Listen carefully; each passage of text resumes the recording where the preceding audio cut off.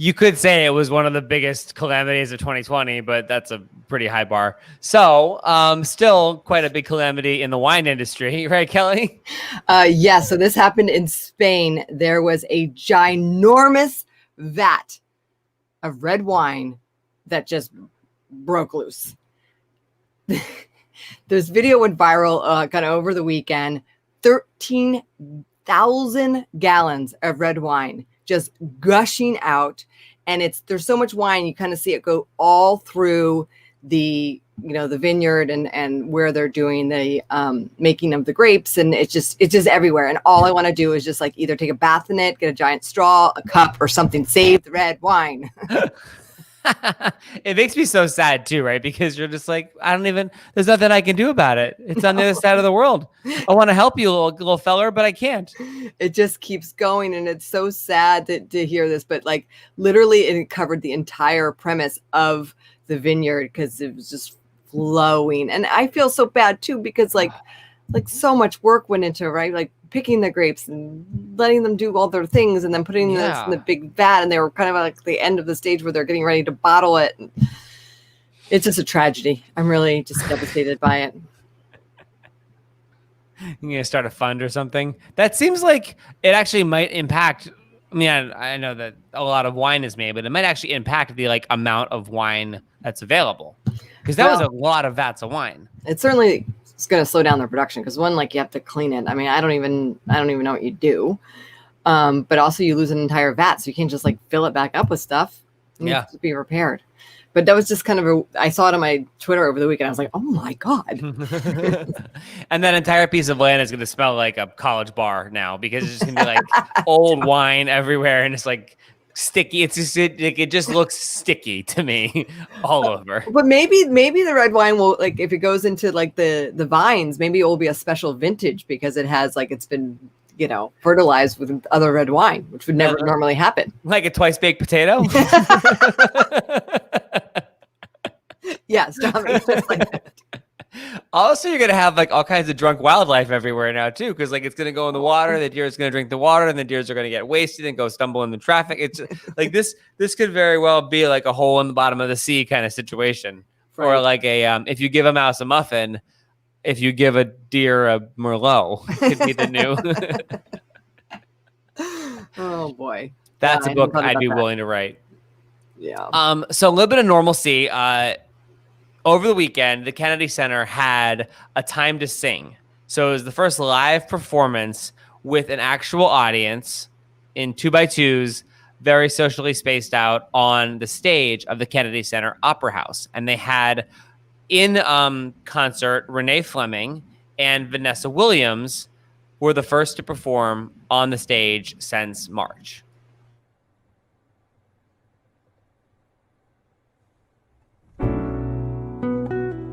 And if you're watching the live video, you can see that they're got about 18 or 20 people spaced out in couples, which I can't imagine what level of donor you had to get to be on that stage. If blood would flow when flesh was I love this song. I had never heard it before. Yeah, this song. Oh yeah, Fragile. Fragile. Yeah, I sing. Oh.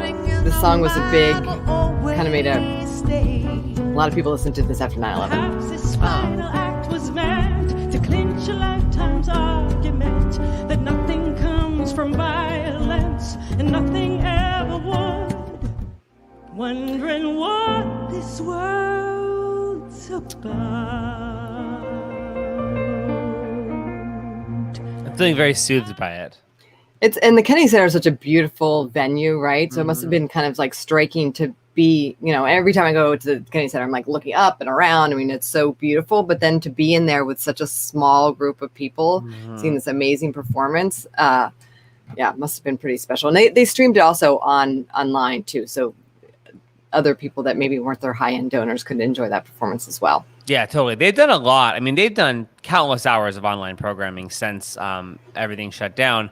But it was an interesting take on it because they didn't have the audience in the audience either. Like, obviously you had to have, I guess it's 20% capacity or whatever the rule of the district is, but they put the audience on the stage. So, right, it must have been such an incredible experience and also a view that you would never get. And even watching the live stream, a view that we never get, right? You don't ever get to be on the stage and look out at the Opera House. And so over the weekend too, Mayor Bowser in DC announced that there's 6 venues, concert venues in town that they have invited to be part of a pilot program for reopening venues. So like Pearl Street at the Wharf, the Hamilton, Union Stage, the Kennedy Center is one of them as well.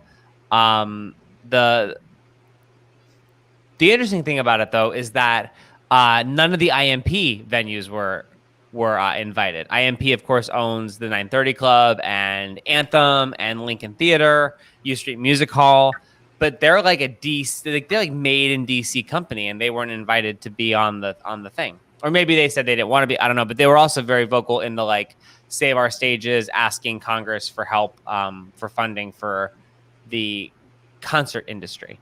Or maybe the mayor just picked a couple of her favorites. That could also be. I mean, there's no rhyme or reason of like how this stuff is being decided. Yeah. So we'll see if those venues go ahead and do it, and then we'll see if Yeah. So it's up to 50 people, and that's sort of where we are now. And places like the Hamilton, you can have a great experience there with 50 people. I mean, who knows? And Hamilton's very creative in who they bring in, so who knows that first performance what it will be. That's what's so weird too, is like, I mean, you can't really be critical of people who are trying to figure this out because everyone's trying to figure it out. But like the Hamilton, 50 people in the Hamilton is different than 50 people in the Kennedy Center. Yes. And 50 people at Pearl Street Warehouse is different than the Hamilton too, because that's even smaller than the Hamilton. Yep. And so we'll see how it all shakes out. Maybe it costs too much to like open the Anthem or a 930 or like a larger size venue for 50 people. I don't know. I feel like artists though that will perform, I feel like they're going to give a discounted rate, because if you truly do believe in these independent venues that are trying to make it all happen, and artists aren't performing, they're performing online, like, they might be more charitable. I would hope so. It was interesting too, because there's the whole Save Our Stages movement that a lot of the artists like Lady Gaga and David Grohl have gotten involved in, like specifically for like the venues. And then they sent like these like letters to Capitol Hill and yada yada. But like, I would have expected a lot of those artists to open up the purse themselves too a little bit.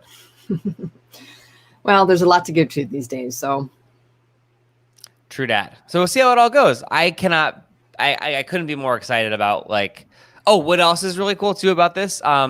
All the places that are outdoor venues have been asked to like resubmit their proposal for how they would open. So that could mean like the neighborhood concert spots too, like the outdoor venues at like the Wharf and like in Roslyn's, Virginia. Doesn't count. Used to be DC, but neither here nor there.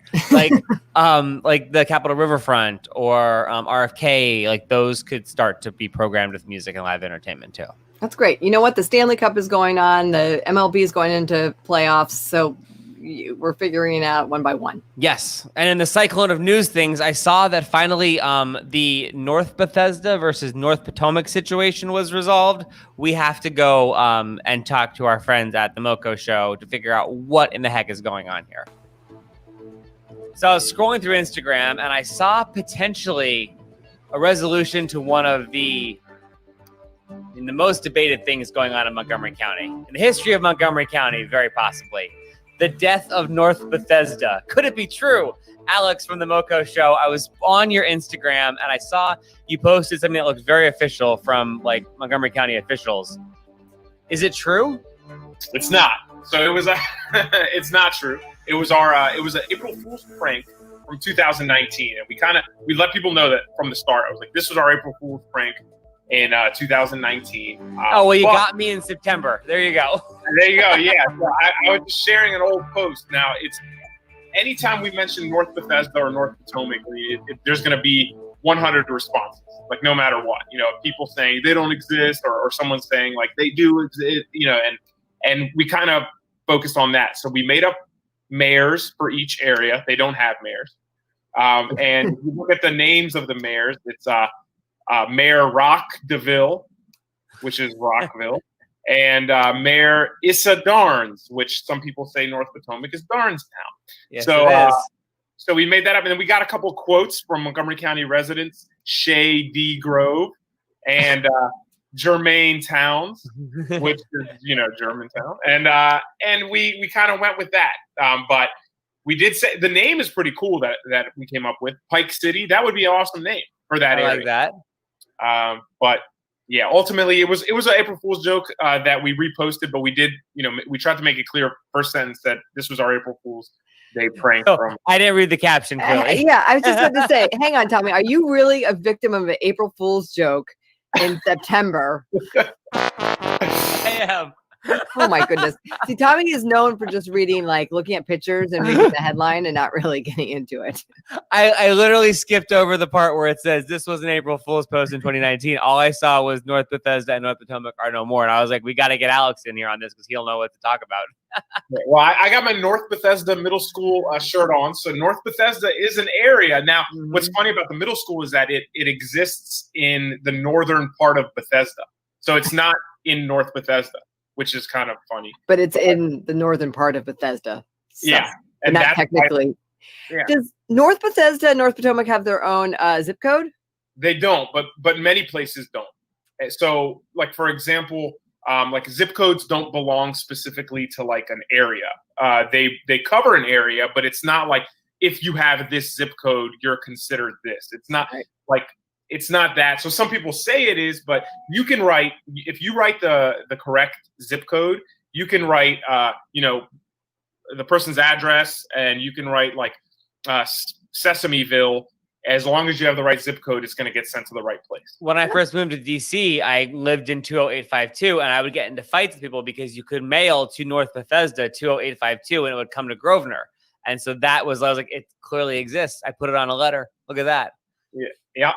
And we had I remember I lived in the Kentlands at one point, and when I signed my deed for the condo that I had, I could choose Gaithersburg, which it's in the city of Gaithersburg, but I could also choose North Potomac. And I think this was something that like I don't know why they offered it, but I ended up choosing North Potomac. So. It just sounds a little bit more hoity-toity, right? It does. And like, I think everyone's aware of, it does help with property value. But I think when people say North Bethesda and North Potomac, it is referring to a specific area, and we know the area that it's referring to. So, Alex, what's going on with the Moco show now that you've got me April Fooled in September? Well, we were running low on content, so I was like, let me I hear you, my friend. Yeah, there's not much going on. There's only so many things opening and closing, and hopefully more opening than closing, but for a while there's more closing. So. And you're also a gym teacher. How is distance learning going for you in Montgomery County? So I put on my hat because I was doing this jump rope, and my hair like started flying all over the place. So I ended up putting on this hat, but I just did this like virtual jump rope lesson with my kids, and I didn't even use a jump rope because not every kid has a jump rope, So I have one, but I was doing it without it because you don't need it. All you're doing is jumping. The rope is just a prop. So it's hard. It's not easy. Yeah. The teachers, kids, parents, nobody's having a great time with it. But Kelly was saying that her kids, they turn the camera off on the Zoom gym class. So do you make the kids go camera on? Tommy, that is my story to tell. Oh, sorry. Never mind. Okay. I am not going to tell a gym teacher that. Good grief, Tommy. I told you that.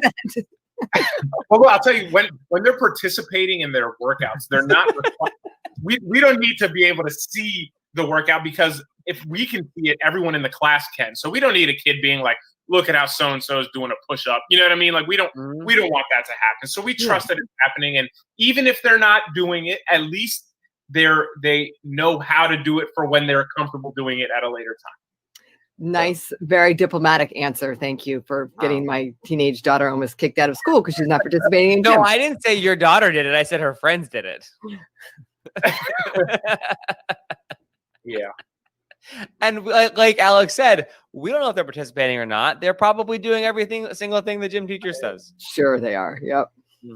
Right. Everyone's, and the best part is sometimes like it'll come back and they're doing like a fake loss of breath. And I'm like, all right, cool. At least they're selling it to the cheap seats. You got to give them credit for that. It's not drama class; it's PE class. Get involved, kids. Well, Alex, thank you for the time. And you knew this whole time that I was going to get fooled about the. So I actually thought time you knew release. it was I thought you knew it was a prank. You just wanted to discuss like the reaction. But you know, it's okay. It's a good you know, it's a fun little thing. It's all debate will always be there.